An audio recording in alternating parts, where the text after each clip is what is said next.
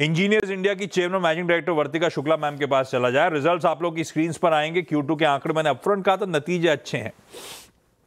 Q2 का in fact वाकई ये ग्लोबल इंजीनियरिंग कंसल्टेंसी और प्रोजेक्ट मैनेजमेंट कंपनी का परफॉर्मेंस अच्छा। आय में 33% का जंप, प्रॉफिट्स 55% साल दर साल इंप्रूव होते हुए। अच्छा वर्तिका मैम, ऑर्डर बुक तो आपकी स्वेलिंग है, अच्छी तगड़ी ऑर्डर बुक है, तो पता है कि आपके पास धंधा तो है। इंपॉर्टेंट रहता है कि हर क्वार्टर ये देखें कि किस हद तक एग्जीक्यूट कर पाए। ऐसा लग रहा है इस बार एग्जीक्यूशन बढ़िया रहा Q2 में। यही डिफाइन करता है इस बार का अच्छा परफॉर्मेंस या कुछ और? आपको नमस्कार और मुझे बहुत खुशी है कि आपके साथ मैं आज जुड़ रही हूँ परफॉर्मेंस के ऊपर भी और प्रोजेक्शंस के ऊपर भी। तो परफॉर्मेंस आपने जो हमारी कंपनी की देखी, इंजीनियर्स इंडिया की, इसमें दो कारण हैं। एक तो जरूर एग्जीक्यूशन की जो एफिशिएंसी है वो इसमें एकदम एविडेंट है, क्योंकि कई हमारे प्रोजेक्ट्स अभी कंप्लीशन स्टेज में हैं और इस वर्ष और अगले 2-3 महीने में नए वर्ष के भी ऐसी उम्मीद है कि हमारे प्रोजेक्ट्स जो फिनिशिंग स्टेज में है 95-96% प्रोग्रेस पे हैं, ये कमीशन हो जाएंगे। तो दिस इज वन रीजन, एक कारण है जो हमारे टॉप लाइन ग्रोथ में इतनी बढ़ोतरी हुई। दूसरा ये है कि हमने अपनी बिजनेस मिक्स को बड़ी कॉन्शियसली डाइवर्सिफाई किया है। डाइवर्सिफाई दो कारणों से बहुत महत्वपूर्ण है रिजल्ट्स को एक समझने के लिए। एक कि हमारा जो इंजीनियरिंग का काम है, इंटरनेशनल काम है, पर्टिकुलरली मिडिल ईस्ट में, वो उसकी जो कंप्लीशन पीरियड होती है वो शॉर्ट होती है। तो उसका रेवेन्यू में जो एक रिफ्लेक्शन होता है वो बड़े मेगा प्रोजेक्ट के कंपैरिजन में जल्दी दिखलाता है और उसमें हमने काफी बढ़ोतरी करी है, ऑर्डर इनफ्लो में भी और ऑर्डर बुक पोजीशन में भी। दूसरा, हमने जो डाइवर्सिफाई किया है, पहले वर्षों में हमारा जो ऑर्डर इनफ्लो होता था वो करीब 95, 97, 90% ऑयल एंड गैस से होता था। पर इस वर्ष में हमारा जो टिपिकल ऑयल एंड गैस का बिजनेस है वो करीब 40% है। पिछले वर्ष वो 54% था, उसके पहले 63% था, उसके पहले 96% था। तो अगर आप पिछले कुछ सालों से देखें तो जो हमारा ऑर्डर मिक्स है जिसमें हम ऑपरेट करते हैं वो भी डाइवर्सिफाई हुआ है और इसमें काफी सारा जो हम अभी काम कर रहे हैं देश में वो इंफ्रास्ट्रक्चर सेगमेंट में है, जिसके प्रोजेक्ट्स को कंप्लीट करने के लिए हमें इन कंपैरिजन टू जो complex mega project oil and gas के होते हैं 70,000 करोड़ के, 1 लाख करोड़ के, उनको उसके कंपैरेटिवली कम टाइम लगता है। तो इन दोनों की वजह से हमारी जो बिजनेस स्ट्रैटेजी है, जो ऑर्डर इनफ्लो है, जो कस्टमर का कॉन्फिडेंस है EIL के ऊपर, रिजल्ट्स उन सबको दर्शाता है। ठीक, 13,131 करोड़ की Q2 के एंड में ऑर्डर बुक, Q-on-Q 8% और साल दर साल 18% का जंप। अच्छा, ये आपको तो शायद याद ना वर्तिका मैम, काफी समय पहले हमारी वापस चर्चा हो रही थी, तब ये बात हो रही थी कि हाइड्रोकार्बन से अपने आप को डाइवर्सिफाई करना। तो मेरे ख्याल से ऑयल एंड गैस मतलब हमारे लिए होगा हाइड्रोकार्बन।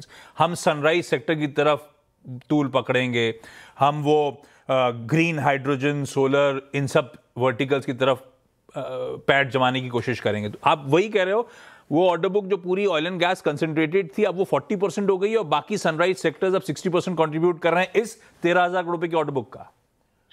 13,000 की ऑर्डर बुक में सिर्फ सनराइज सेक्टर्स नहीं है। सनराइज सेक्टर की हमारी ऑर्डर इनफ्लो तकरीबन आधे से 1% रहा है और जो हमारी अभी हाईएस्ट ऑर्डर बुक पोजीशन है 13,200 के लगभग, उसमें कई सेक्टर्स और जुड़ गए हैं।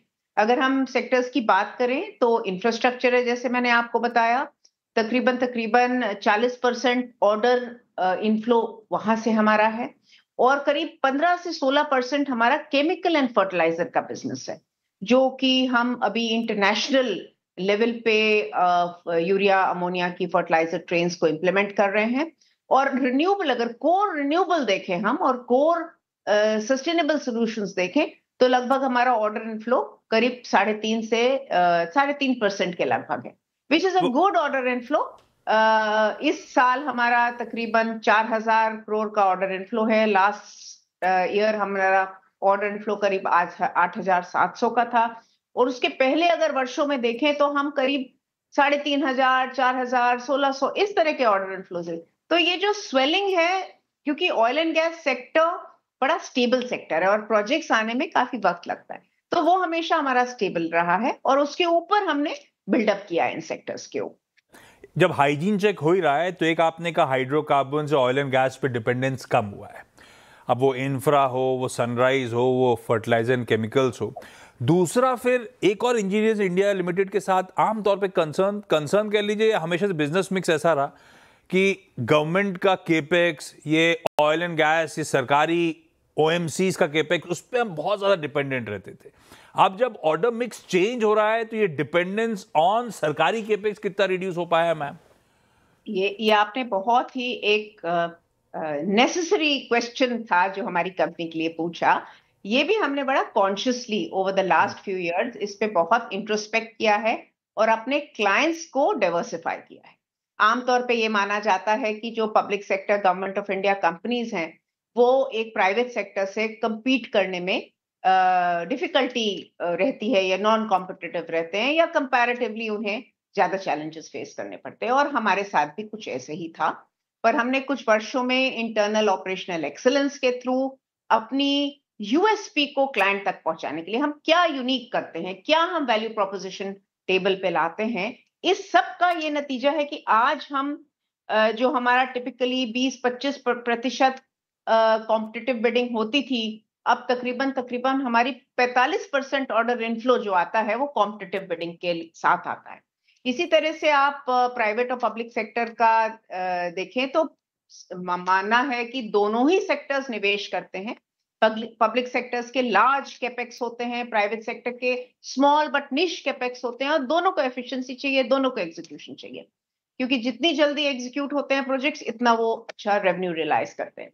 तो आज की डेट में इन कंपैरिजन टू जो प्रीवियस इयर्स है, तकरीबन हमारा 20 से 25% प्राइवेट सेक्टर के ऑर्डर इनफ्लोज थे, पर आज हम इस पोजीशन में हैं, हमारे तकरीबन 40% ऑर्डर इनफ्लोज प्राइवेट सेक्टर से हैं। तो ये हमारी कॉन्शियस एफर्ट रही है, और यही एक विजन को अभी हमारे रिजल्ट्स ने रियलाइज किया है, बिकॉज किसी भी कंसल्टेंसी को 1.5 से 2 साल, 3 साल, 4 साल लग जाते हैं पूरा ट्रांसफॉर्म करके एक फाइनेंशियल रिजल्ट को के रूप में दर्शाने के। अच्छा, जब मैं डायसेक्ट कर रहा था, आपकी प्रेजेंटेशन ब्यूटीफुली सेगमेंट मिक्स दे देती है मुझे। कंसल्टेंसी 7.5% साल दर साल बढ़ा, टर्न की 66% बढ़ा, और टर्न की आपके लिए लो मार्जिन बिजनेस, उस पे भी मार्जिन 60 बेसिस पॉइंट्स टर्न की के साल दर साल कॉन्ट्रैक्ट हुए। तो लॉजिकली तो ओवरऑल मार्जिन स्क्वीज होने चाहिए थे, पर आपके ओवरऑल मार्जिन एक्सपैंड कर गए 200 बेसिस पॉइंट्स के आसपास। वो इसीलिए क्योंकि कंसल्टेंसी में एकदम से वो 19.3 वाले मार्जिन 28.3 पे आके खड़े हो गए मैम। ये क्यों हुआ, कैसे हुआ, और सस्टेनेबल कंसल्टेंसी के मार्जिन क्या होंगे? आप सही कह रहे हैं, and this is again the conscious effort. See, हम जो अपने प्रोजेक्ट्स लेते हैं या कंसल्टेंसी लेते हैं, उसको बहुत आई मीन ये हम एक्सप्रेस करते हैं, और क्लाइंट्स भी हमारे ऊपर वो फेथ रिपोज करता है that a overall end to end consultancy business और कंसल्टेंसी इज बेटर, उनके लिए बेटर है, क्योंकि कई कंसल्टेंसीज बड़ी फ्रैगमेंटेड अप्रोच लेती हैं। हमारी अप्रोच इंटीग्रल अप्रोच है, फ्रॉम कंसेप्ट टू कमीशनिंग, और most clients will have that, वो जो हमारा वैल्यू प्रोपोजिशन है उसको रिकॉग्नाइज करके हमारे मार्जिन्स भी उतने कमेंसुरेट होते हैं, बिकॉज हमारी सर्विसेज हाई एंड है, सर्विसेज एक्सपेंडेड है, सर्विसेज फ्रैगमेंटेड नहीं है, सर्विसेज इंटीग्रल है। So this is a value proposition that we bring on the table जो हम क्लाइंट्स को, पर क्लाइंट्स भी आमतौर पे चाहते हैं कि जो हमारे प्रोजेक्ट्स हों वो सही तरह से एग्जीक्यूट हों, हमारा पहला का ट्रैक रिकॉर्ड क्या है, हमारे रिपीट क्लाइंट्स क्या हैं। तो एग्जीक्यूशन को देखते हुए अगर क्लाइंट्स को ये लगता है कि the value is there for them to engage us, तो उससे मार्जिन्स ऑब्वियसली मार्केट एवरेज से प्रेफर्ड ही मार्जिन्स देते हैं, because the trust they repose it is commensurate with that. Plus हमारा जो इंटरनेशनल वर्क है, इंटरनेशनल जहां हमारा अबू धाबी में रफली अबाउट हमारे close to around 170 people are deployed there, वहां पे we are competitively better because as far as international prices goes and as far as जो as a company our prices goes, they are comparatively fetching us a lot more value. So that's इसीलिए हमारी consultancy में margins अच्छे हैं, और अगर हम इस तरह का बिजनेस मिक्स आगे भी रहते रहे, जो कि हमारा दृढ़ निश्चय है और दृढ़ स्ट्रैटेजी भी है, ये कंटिन्यू करेगा। जहां तक टर्नकी का सेगमेंट रहा, टर्नकी में हमने 2 चीजें कंपनी में इंप्लीमेंट करी। नंबर 1, हमारी efficiency, delegation of power, smooth operational empowerment has actually transformed the execution part. दूसरी चीज है जो टर्नकी सेगमेंट में है, we are taking more risks, we have more mitigative strategies for risk which is there in turnkey segment. और turnkey segment में margins can be lower अगर long gestation period हो। So we are picking projects जहां पे we are confident of timely execution. अच्छा, presentation हमेशा कहती है, या इनकी टैगलाइन हमेशा है, डिलीवरिंग एक्सीलेंस थ्रू पीपल। वो सही है, इंजीनियर्स की फौज लीड करती हैं वर्तिका मैम, और मैम खुद भी उस जमाने में आईआईटी कानपुर से इंजीनियरिंग करी थी जब आईआईटी कानपुर गजब के जलवे हुआ करते थे। खैर, उसमें एक पार्ट वो भी था, नेट जीरो होंगे 2035 तक, वो किसी दिन और चर्चा करूंगा क्योंकि लार्जली कंसल्टेंसी फर्म, लेकिन अब मेरे पास समय है नहीं। वर्तिका मैम, वो डिस्कशन किसी और दिन के लिए। थैंक यू सो मच आज जुड़ने के लिए।